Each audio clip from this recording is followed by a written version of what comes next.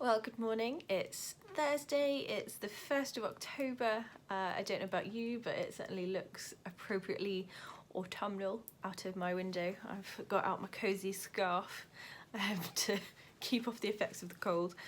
And we have our penultimate video this week today.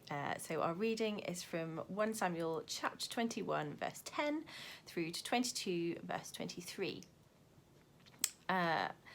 We have an action-packed reading today. So yesterday David escaped via one of the priests, so he went to see Ahimelech. Ahimelech gave him Goliath's sword and the consecrated bread from the temple. David flees to Gath and then gets chased out of Gath, well, because he pretends to be mad.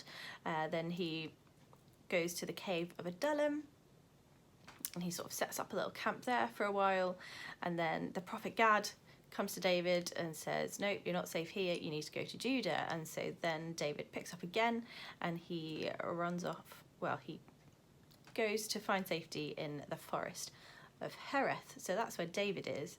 And all in this meantime, Saul is chasing David. He's trying to work out where he is, what's going on. And as part of that, he finds out that the priests helped David, and so he kills them. He kills the priests and their families, which in and of itself is just another sign really of how far from God Saul has wandered from where he was in his youth. So from being God's anointed, he's wandered completely off the path, even to the point of killing the priests of the Lord.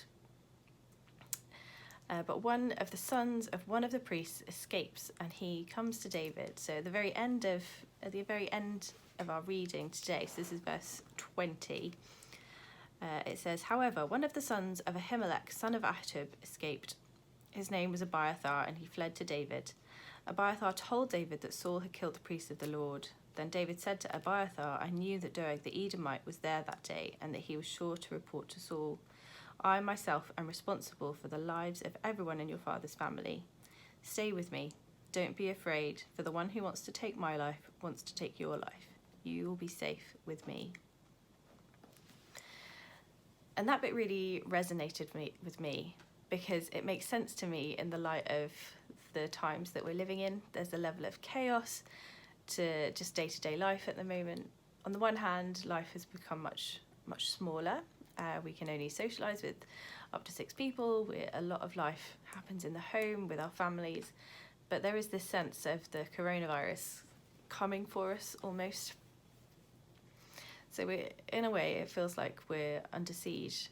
The rules change day to day. The Prime Minister himself doesn't necessarily know what the rules are when he's asked. There's certainly seems to be chaos on the other side of the pond in the US election.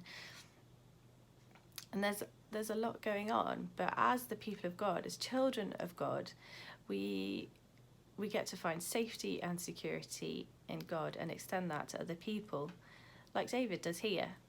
He's in a forest, he's on the run, but he knows that the living God is on his side.